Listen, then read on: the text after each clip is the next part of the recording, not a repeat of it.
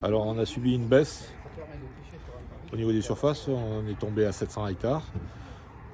Une baisse des surfaces, du prix aussi, on a perdu 1000 € à l'hectare, ce qui a impacté sur une partie des exploitations, baisse de surface et des prix.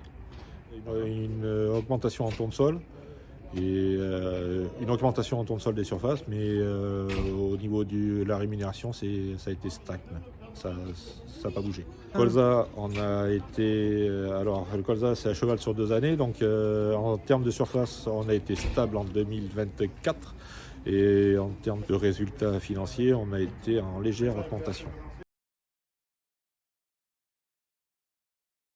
C'est pour savoir tout ce qui se passe un peu quand même au niveau mondial.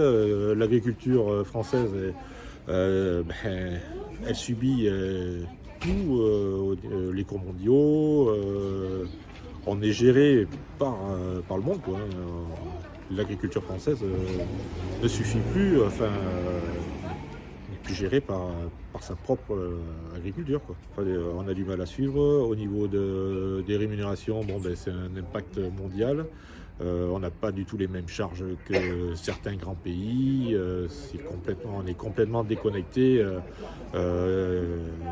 de la Russie, de l'Ukraine et des pays du Mercosur, quoi.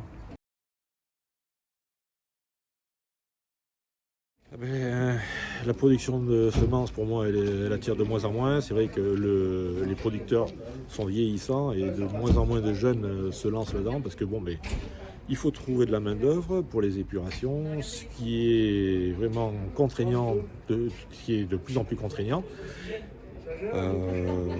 On a de moins en moins de jeunes qui veulent travailler dans les champs et pour trouver du personnel, c'est vraiment très très difficile, quoi.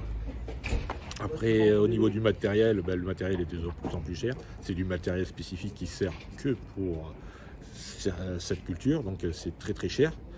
Et ça impacte sur les exploitations, quoi. Ils sont un peu résignés, hein. De toute façon, le contexte agricole est morose, donc oui, c'est compliqué, oui.